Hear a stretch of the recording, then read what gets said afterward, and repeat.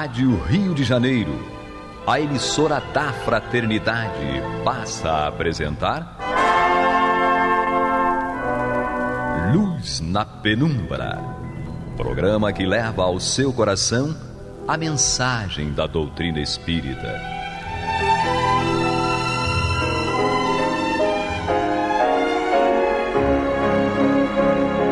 E com vocês, João Batista, para o estudo de O Livro dos Espíritos, da obra codificada por Allan Kardec.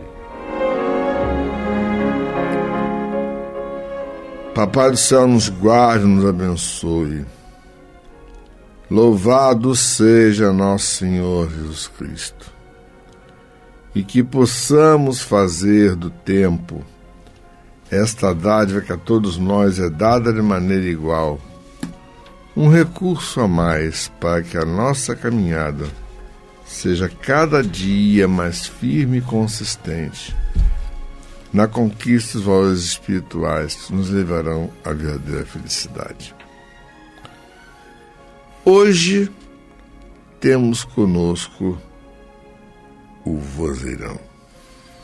Paz e bem para todos, todas e todos. Todos sabem quem é ele, Marcelo Aranda. E temos aqui junto comigo o meu grande irmão, Adalberto. É isso, uma reflexão interessante para a nossa iniciação dos estudos, vem do professor Lancelin. Abre aspas. A imperfeição, ou melhor, a imparcialidade é, pois, o maior sintoma da perfeição. É isso aí. Muita paz. Vamos nessa. Bom, eu vou ler a pergunta, tanto a 186 quanto a 186A. Perguntas e respostas, e vamos ao debate. Vamos que vamos. Tá bom? Tá ótimo.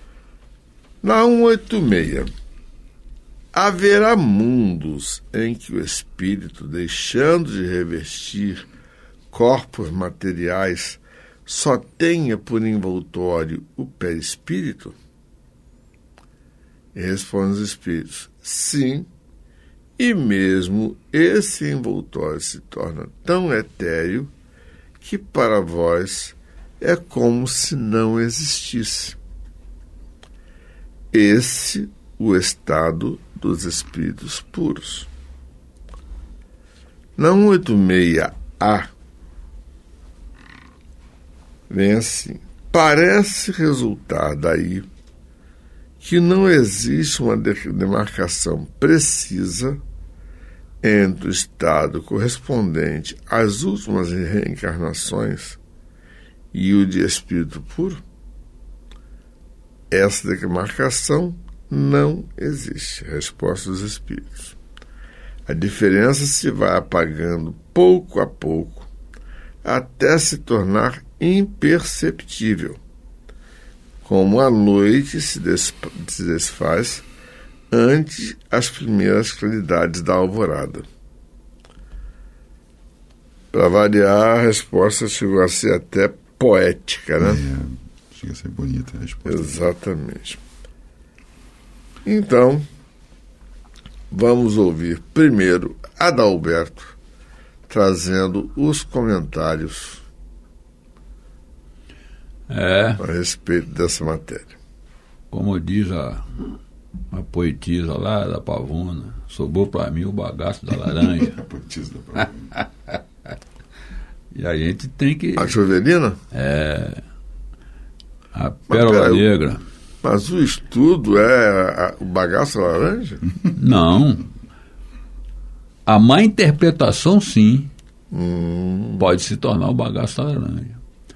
Mas que também o bagaço da laranja, ele é aproveitável. É isso? Então nós, que nos dizemos espíritas, se formos considerar a observação da nossa irmã Dona Ivone, do Amaral Pereira, não é Dona Ivone de Lara,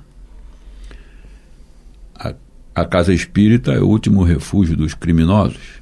Com certeza. Não é isso? Por isso estamos numa casa espírita. Geralmente o chefe da quadrilha é o presidente. Então já passamos por lá, né, João? Ainda bem que eu sou soldado raso. Trocamos só de posto. Exatamente. Não estranho não que a última vez que eu fui presidente da nossa casa, eu indiquei uma chapa encabeçada pelo Adalberto, que foi um trabalho muito bom. Como diria um bom gerente de venda, pode ser melhor. Ele dizia para mim, nunca tá bom, pode ser melhor. Então, voltando aqui, né, Kardec, para tirar essa dúvida, né, sobre a situação, né, se haverá onde o espírito, deixando revestir o corpo material, só tenha por envoltório o perispírito, de antemão a gente recomenda a leitura, pelo menos, né? Mas aqueles que se interessam em pesquisar um pouco mais, o professor Zalmiro Zimmermann, Perispírito, que é uma compilação fantástica para quem gosta de estudar, para quem gosta de... E lá tem informações que ele extrai das obras de André Luiz, de Emmanuel, de Camilo Flammarion, daquele inglês, como é o nome dele? Me falha agora a memória. William Crookes. E tantos outros professores que ele faz um... Muita gente não sabe, mas se existiu tubo de imagem de TV, foi graças a ele. Então são muitos professores que ele faz uma reunião, vamos dizer assim, para a gente estudar a matéria perispírito, para compreender isso de forma mais aprofundada. Recomendamos também, né, a obra Perispírito e suas modelações, que aprofunda ainda mais, para a gente conhecer um pouco mais esse corpo espiritual que Paulo cita, né? E aqui na resposta, os professores de Além Túmulo falam para a gente, sim, e mesmo esse envoltório se torna tão etéreo que para vós é como se não existisse, né? Que a gente, no começo, para falar essa palavra, eu ficava mais enrolado do que papel higiênico. Quintessenciado, eu falei, meu Deus do céu, como é que fala isso? Aí eu soletrava, até sair, né? Igual uma agora você já fala. Então, igual uma que está lá escrita nesse livrinho de Emmanuel, regozijai-vos. João, para sair esse regozijai-vos... Não tem problema não, vou te falar, vou te ensinar uma palavra que vai ser interessante, vou te ensinar a falar palimpsesto. Tô fora, deixa esse negócio, daqui a 10 encarnações eu treino. Então, esse estado, diz os benfeitores, esse é o estado dos espíritos puros, né? Seremos nós amanhã, porque lá num programa passado, nós vimos lá no comentário de Kardec que as raças vão se sucedendo, até que nós viveremos num paraíso, né? Agora, isso vai demorar, hein? Talvez não. Não? Ô João, quantos abortos são cometidos em 1 minuto no planeta? Quantos assassinatos são cometidos no planeta em 1 segundo? É só esse pessoal ser retirado, acabou. Não é isso. Então, vai demorar. Tem um prefácio de um livro, de uma obra de Miramês, que é Filosofia da Mediunidade. Os prefácios são feitos pelo Dr. Bezerra de Menezes. E ele cita em algum desses prefácios, que são prefácios diferentes, ele diz para nós que nós não sabemos ainda fazer a caridade. E nós aprenderemos daqui a 4 milênios. Então, se formos considerar isso de forma sincera, e isso que foi colocado aqui no início, né, a imparcialidade pois, o maior sintoma da perfeição, estamos longe de muita coisa. Sim. Né? Porque a gente pensa que sabe de tudo. E a gente vai a Kardec na introdução dessa obra que a gente está estudando, lá no livro, na introdução do livro, no capítulo 7, ele diz isso para os cientistas, que pode ser para todos, qualquer um de nós, em qualquer área que nós estejamos. E foi essa frase que me botou na parede e digo, vai estudar Espiritismo. Diz o professor Rivaio, o homem que considerar sua razão infalível está bem perto do erro. E ele deixa uma pergunta também nesse capítulo. É preciso ter diploma para se ter bom senso? Então essas duas situações me deixou na parede encostado. Eu digo, aí a consciência pesou, né, João? Porque o tribunal da consciência pesou, malandro, vai estudar. E aí começamos a estudar Espiritismo. Roberto, quantas mães que não frequentaram grandes escolas, muitas, tá, educam 12 filhos, tornam esses 12 filhos pessoas de bem, homens e mulheres, até muito mais do que 12. e cada um deles dá um exemplo e marca a sociedade de uma maneira indelével. Com certeza. Eu acho o seguinte, veja bem, o que são 4.000 anos, conforme disse Bezerra? Veja bem, há 2.000 anos atrás Jesus esteve aqui. Aparentemente nós não nos modificamos. Aparentemente. Tá? E 2.000 anos antes dele, quem dominava o mundo era o Antigo Egito. Tá? E eles eram, ao mesmo tempo, muito dominadores, muito inteligentes e até bastante cruéis. Com muita gente. Tinham hábitos até bastante cruéis. Mas, no entanto, nós convivemos com eles.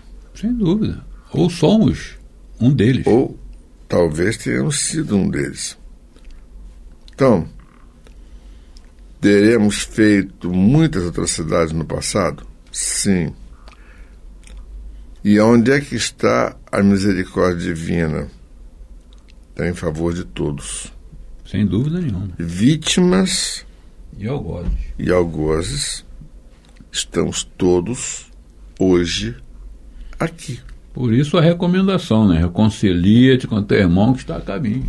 Sim. Então todos nós, através do nosso esforço, do nosso merecimento, vamos transformar esses corpos perispiríticos, né, quintessenciado, de acordo com o nosso esforço e nosso comportamento. Exatamente. É interessante notar que lá na Revista Espírita, né, de 1860, do mês de outubro, o Kardec e os que estavam presentes na reunião receberam uma mensagem de um espírito de outro planeta, de um espírito de Júpiter, através da média a senhora Costel. E é interessante observar que ele vai mostrar para a gente que lá nesse planeta, né, a principal diferença entre os seus habitantes estava onde? Na questão moral. Não existia lá senhores ou escravos, segundo a mensagem. Apenas a questão moral. A questão... Né, e veja que é interessante, que ele nem fala da caridade. Ele fala da questão moral no sentido mais amplo do aspecto dela. E ele vai dizer aqui que vai existir também um outro fator que diferencia esses espíritos, que é a inteligência. Então veja que ele se foca em 2 elementos.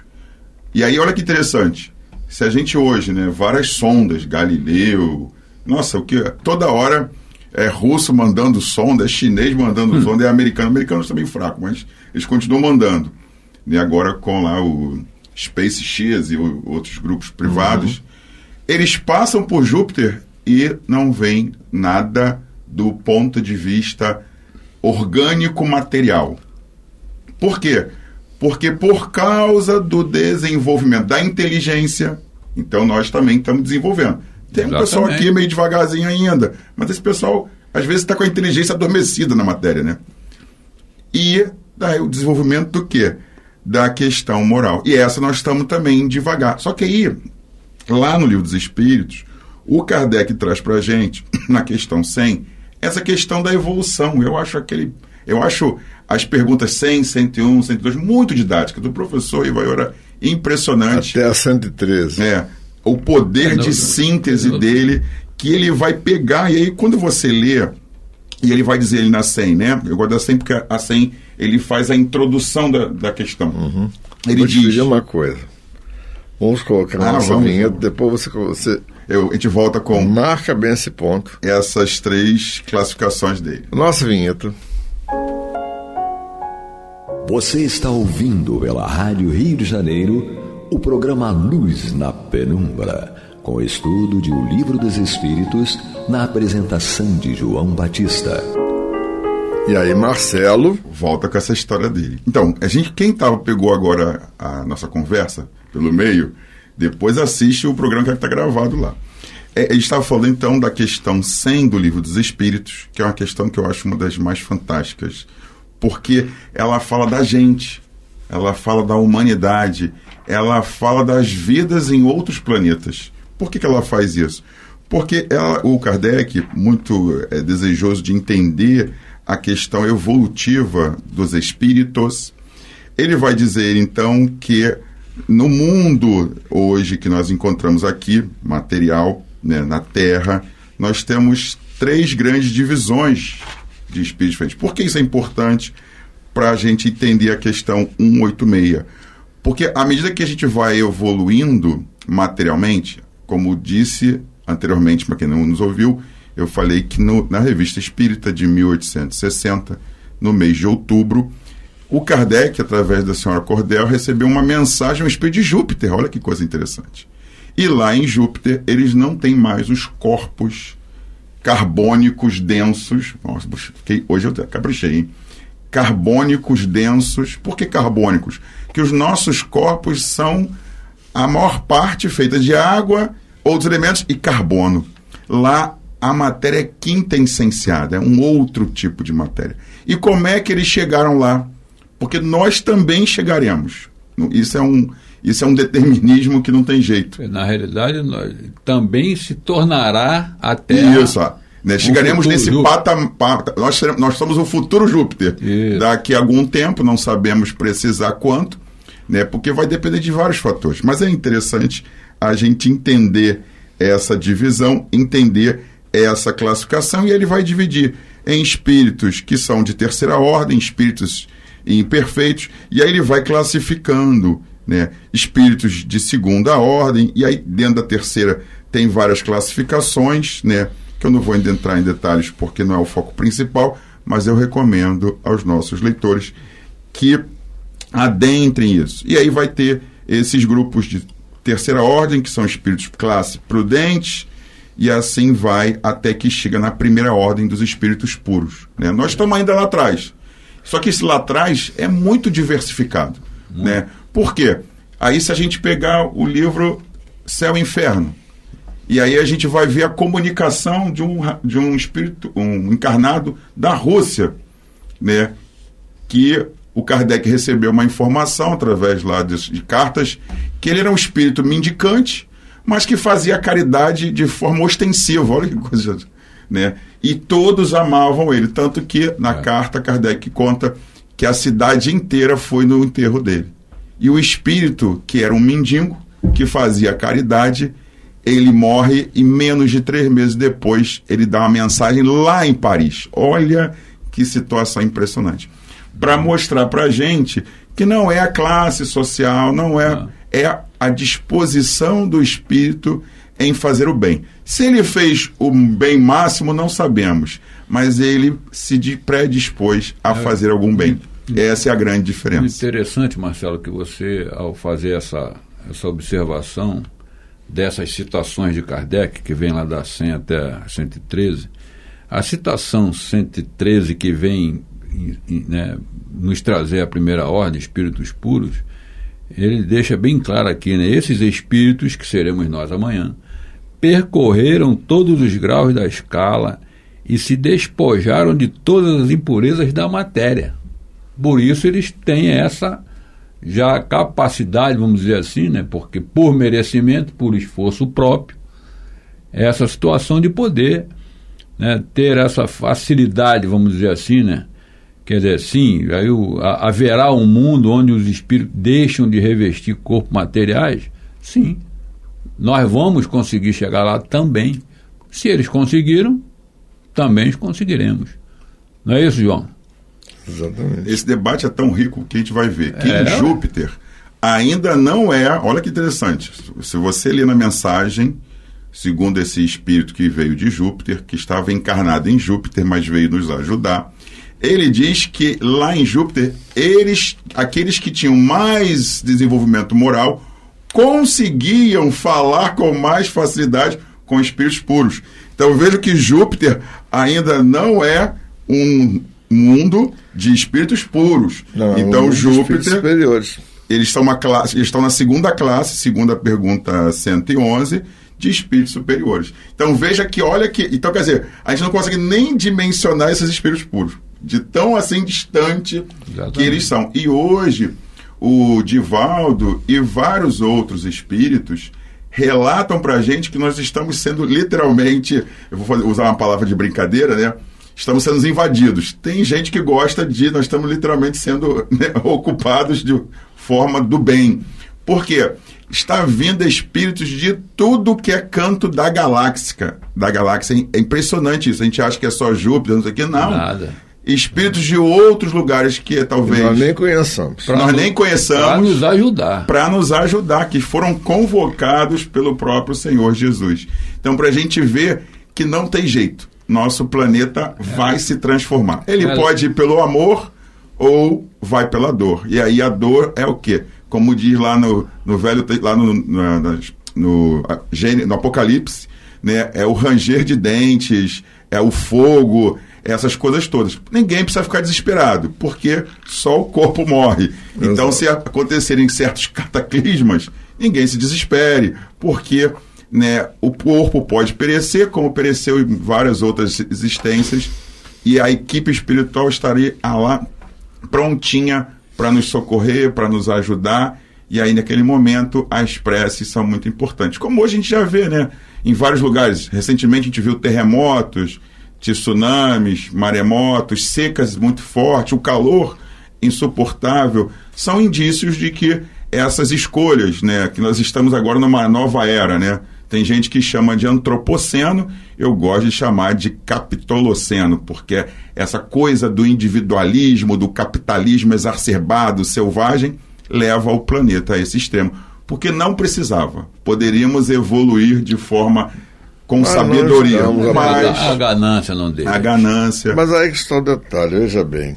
Os espíritos sempre nos disseram o quê? Qual é o grande mal da nossa espécie humana? O orgulho e o egoísmo. Então, pronto. É isso aí. Pronto, está sanado. Vamos refletir a respeito. Que Papai do Céu nos guarde, nos abençoe. Que louvado seja nosso Senhor Jesus Cristo. E que façamos do tempo esta dádiva que a todos nós é dada de maneira igual. Um recurso a mais, para que a nossa caminhada seja cada dia mais firme e consistente na conquista dos valores morais que nos levarão à verdadeira felicidade. Graças a Deus. Você está ouvindo o programa Luz na Penumbra.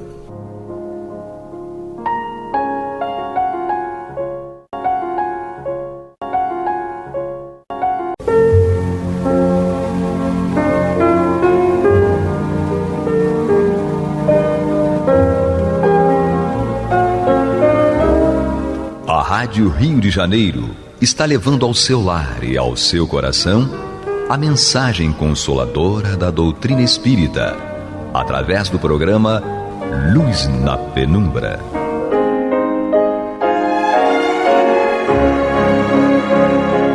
E com vocês, Antônio de Pádua Barbosa, para comentar o Evangelho segundo o Espiritismo, da obra codificada por Allan Kardec.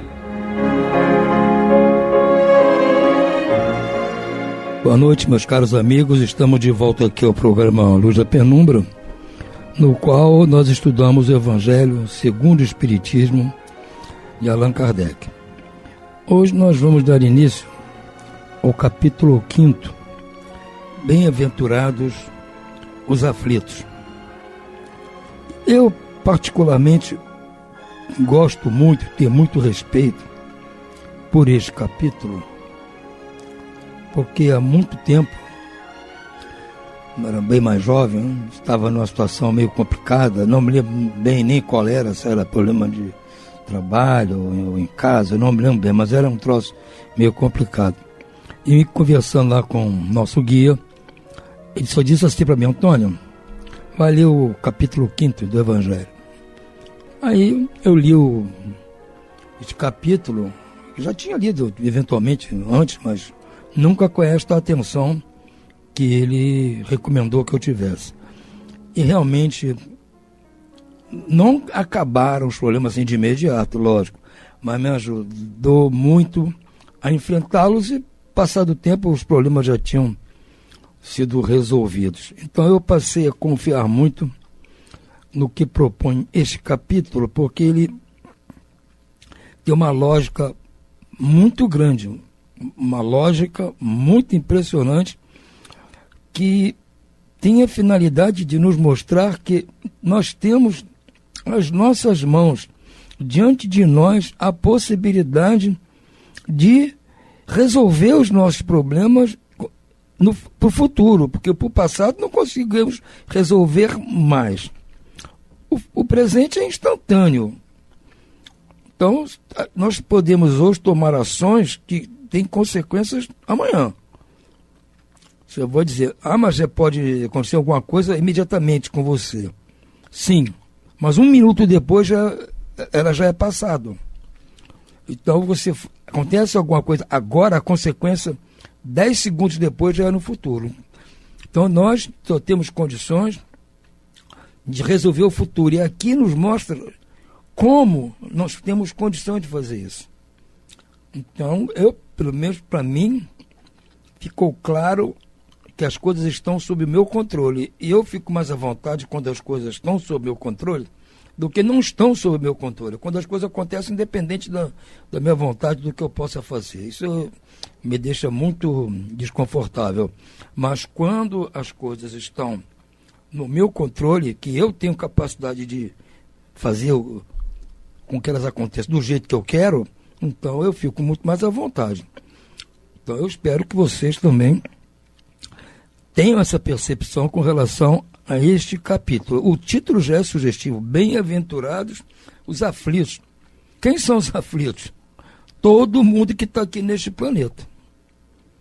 Todos temos aflições, exceto aqueles que já chegaram a um nível de pureza espiritual, que realmente já ultrapassaram essa situação. Mas esses, como nós que estão nessa luta, para os quais o planeta ainda é um planeta de provas e expiações, que não estão aqui por qualquer missão, estão aqui para evoluir, para esses, como nós todos, somos aflitos, temos aflições, temos dificuldades que nos deixam aflitos, apreensivos. E para nós, que está dedicado este capítulo, baseado nessas palavras de Jesus, que constam dos evangelhos, como nós vamos ver aqui.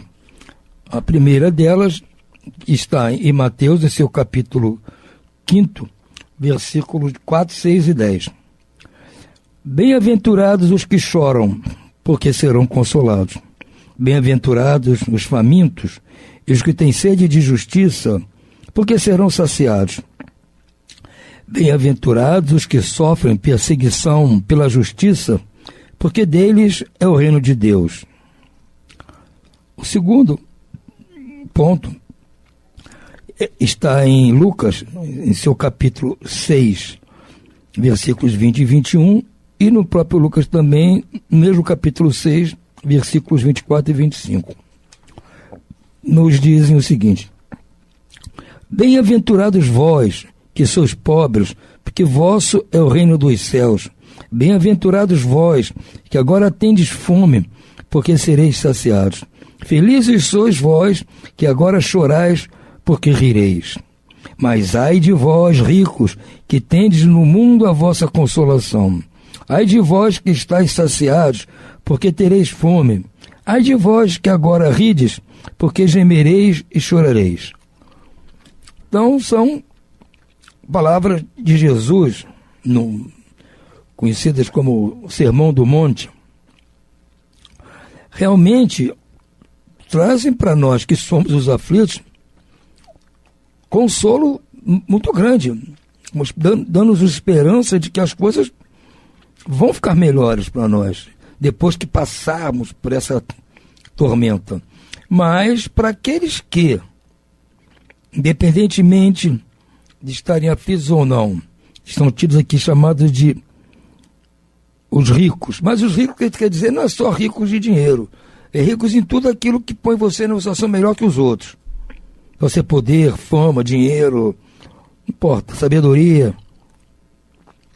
Então ele diz, olha, ai de vós, porque tereis a consolação neste mundo, porque essas pessoas, para elas já basta o aplauso de quem está aqui do lado. E geralmente tem a tendência até a não agir bem com essas pessoas devido a essa situação de riqueza. Então, realmente, é uma prova, uma situação até difícil para eles, porque para eles ainda ficarem aflitos com alguma coisa ainda vai demandar tempo. Enquanto isso, eles estão só produzindo motivos para aflições futuras. Por isso que ele diz aqui, ai de vós que estáis saciados, porque tereis fome. Porque enquanto você está bom de comida, está enchendo a pança, beleza. Então você tem que cuidar agora, para não abusar disso, não fazer disso motivo de humilhar os outros. Porque senão, amanhã você pode ter fome. Aí você vai cair na história da aflição. Ai de vós que rides agora, porque quem está rindo, está feliz da vida, não está preocupado com aqueles que não estão rindo, fiquem tomem cuidado, porque amanhã podereis estar chorando. Então, Allan Kardec nos traz aqui um texto, seu comentário a respeito dessas passagens, nos mostrando realmente aquilo que eu falei. A coisa toda está sob nosso controle. Por quê? Porque acima de tudo, acima de todos, está a justiça de Deus, que é perfeita. Então nós não devemos temer a nada, porque a justiça de Deus está ao nosso lado, mesmo quando nós estamos errando. Ela está ao nosso lado, vai nos dar exatamente aquilo referente ao que nós plantamos. Não vai punir em excesso, mas também não vai abrandar em excesso. Vai ser tudo dentro da justiça. É isso que Kardec vai nos mostrar aqui. Ele diz assim: as compensações que Jesus promete aos aflitos da terra só podem efetivar-se na vida futura. Aquilo que eu falei. Tudo é em relação ao futuro. Não há como mexer no passado. E o presente é um instante. Um segundo depois já é um outro presente. O segundo anterior virou passado e o próximo virou futuro. Então, é o futuro que há à frente nossa. O que está à nossa frente é o futuro. Não é o presente. Então, todas essas compensações que Jesus promete aos aflitos só podem se efetivar no futuro.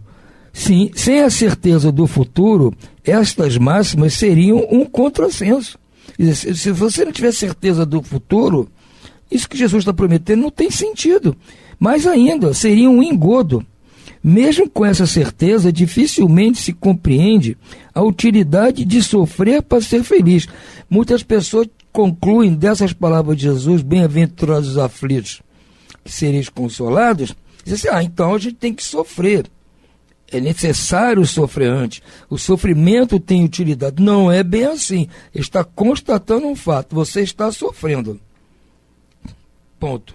Não é que isso vai trazer benefício no futuro, nem nada, porque há pessoas que têm no futuro bom e não necessariamente estão sofrendo agora. elas estão plantando coisas boas agora e no futuro vão continuar colhendo coisas boas. Então não tem motivo para sofrer. Então o sofrimento é uma contingência, não é uma obrigatoriedade. Dizem para se ter mais mérito. Também não é bem assim que as pessoas dizem. Eu não vou ter mais mérito porque estou sofrendo. Eu vou ter mais mérito se eu fizer mais bem que todos. Mais bem do que eu mesmo poderia estar fazendo. Aí está o meu mérito. Então, o meu sofrimento vai ser menor ou até não vai haver sofrimento se eu estiver só praticando bem. Mas então pergunta-se, por que uns sofrem mais do que outros? Esta é a pergunta-chave. Se todo mundo sofre, todos somos aflitos, mas por que esse sofrimento é desigual? Há pessoas que sofrem mais, pessoas que sofrem menos, outros quase que nem sofrem, como aqueles ditos ricos de tudo. Então, tem alguma coisa, às vezes ele é rico em alguma coisa, mas sofre por relação a outra. Mas como é que é essa desigualdade? Como é que essa tal justiça de Deus funciona? Se eu estou vendo aqui que todo mundo está com seu quinhão de sofrimento diferente. Por que alguns nascem na miséria e outros na opulência, sem nada terem feito para justificar esta situação? Também é uma pergunta que se faz. Por que uns nascem ricos, outros pobres? Uns nascem sãos, outros doentes. Por que uns nada conseguem, ao passo que a outros tudo parece sorrir? Mas o que se compreende menos ainda é ver os bens e os males tão desigualmente repartidos entre o vício e a virtude, e que os homens virtuosos sofram ao lado de maus que prosperam. Exatamente, a gente fica indignado muitas vezes vendo pessoas que aparentemente são boníssimas sofrendo muito, e maus aí só no bem bom, só no bem bom. A gente não entende o que está acontecendo. Então, a tendência é nos questionar com relação à justiça. A fé no futuro pode consolar e dar paciência, mas não explica essas anomalias que parecem desmentir a justiça de Deus. Realmente, eu posso até ter fé no futuro e buscar essa consolação que Jesus está prometendo. Me dá eu ter paciência para aguardar esse momento. Mas isso não explica essas anomalias, que elas parecem realmente desmentir a justiça de Deus. Então, é um caso de nós raciocinarmos em cima desse questionamento que as pessoas fazem. Allan Kardec apenas está aqui elencando essas situações. Ele não inventou isso. Nós estamos vendo isso diariamente. Entretanto, desde que se admita Deus não se pode concebê-lo sem o infinito das perfeições. Então, se você admite que Deus existe, então você tem que conceber Deus o infinito das perfeições. Você não pode admitir Deus com qualquer cisco que não seja perfeito, que aí não é mais Deus. É um ser igual a nós. Perfectível, mas não é perfeito. Então, Deus, para nós, se é que acreditamos num Deus, numa causa, o que seja, tem que ser perfeito. Ele deve ser todo poder, toda justiça, toda bondade. Senão não seria Deus. Exatamente. Se é soberanamente justo e bom, não pode agir por capricho nem com parcialidade. Certo? Então, Deus tem que ser justo, bom e não pode ser parcial. As vicissitudes da vida têm, pois, uma causa e, visto que Deus é justo, essa causa há de ser justa. Então, olha o raciocínio que ele está propondo para nós. Realmente, então, temos que admitir que todo o sofrimento pelo qual nós estamos passando, todas as aflições que nós temos agora, elas têm uma causa, um motivo. E essa causa, esse motivo, há de ser justo.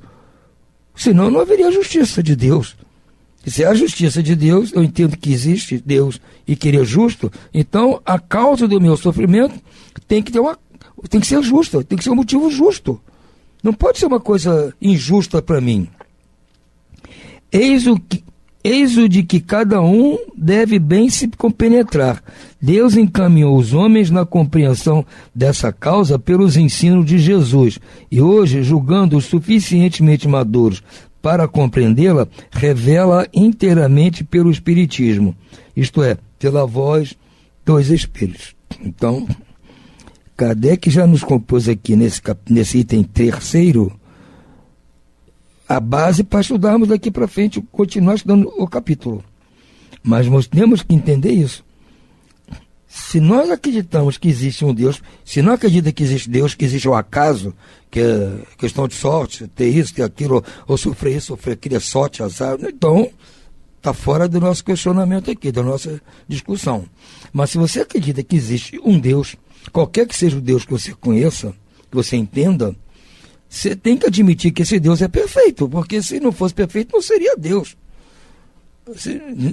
Se ele tratasse desigualmente todos nós, que estamos sujeitos às suas leis, também não seria Deus, seria um sujeito injusto. Essa causa seria injusta, não seria boa, não seria imparcial. Então, o raciocínio nos leva a crer que Deus, a causa primária, é justa, é boa.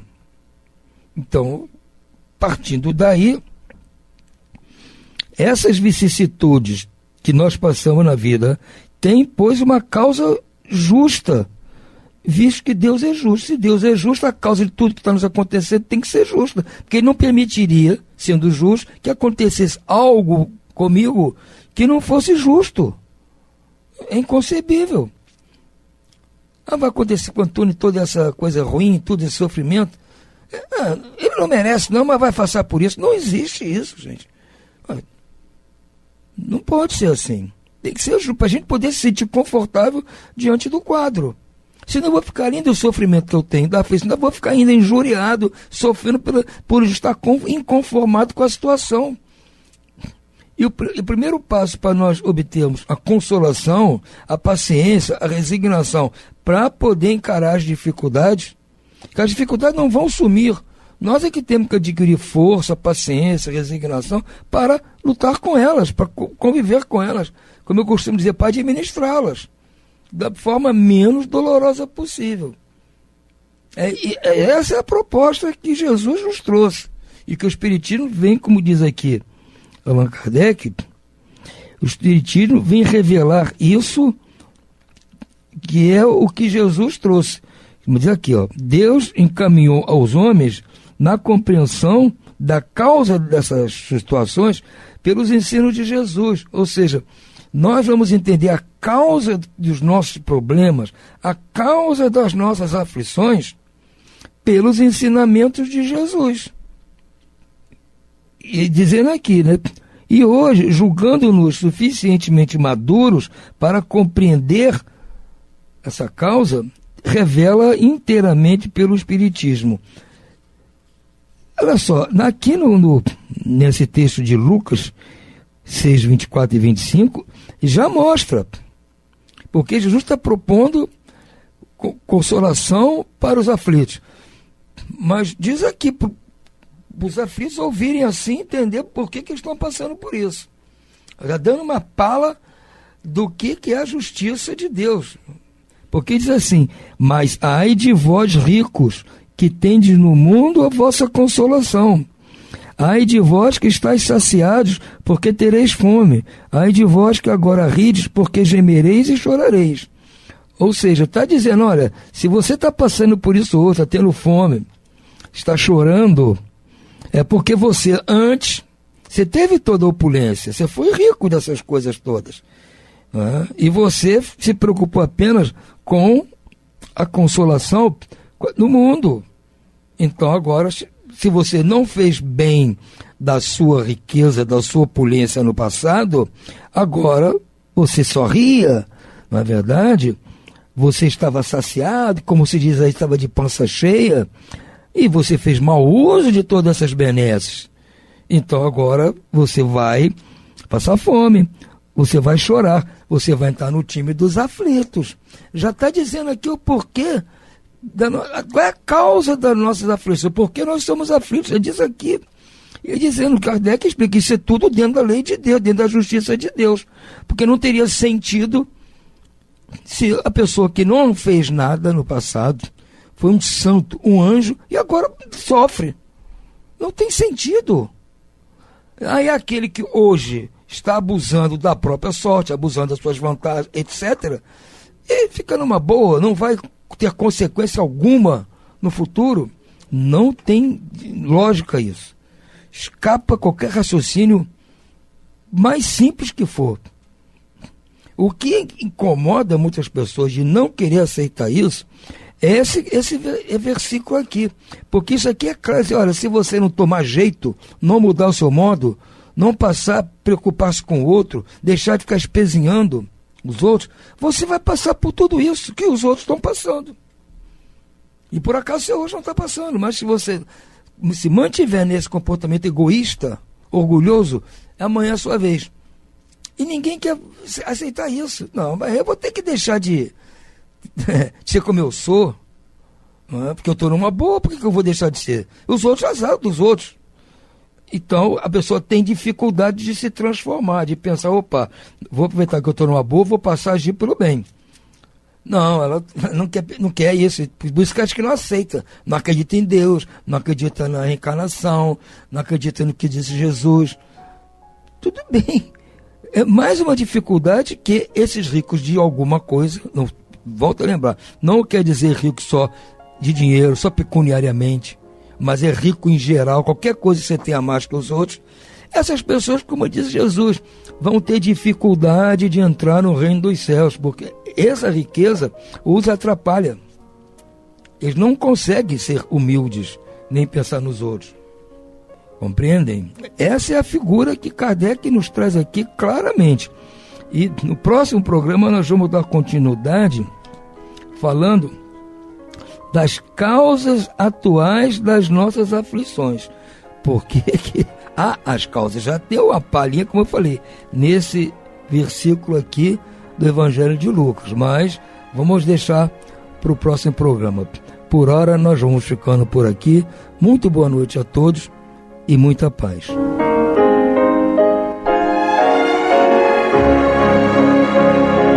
E vamos ouvir agora a prece de encerramento de nosso programa, na voz de Geraldo de Aquino.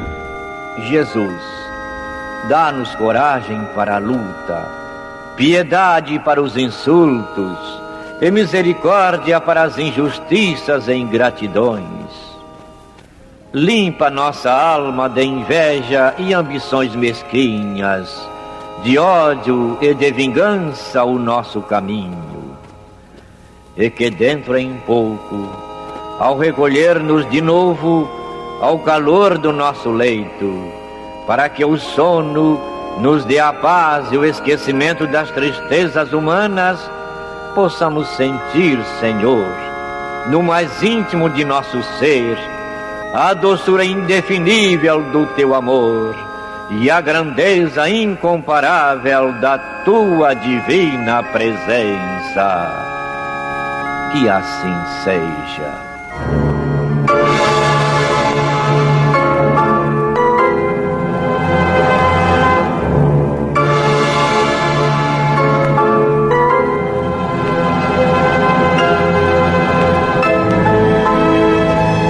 Acabamos de apresentar o programa Luz na Penumbra, que voltará a ser apresentado amanhã às 21 horas nesta emissora.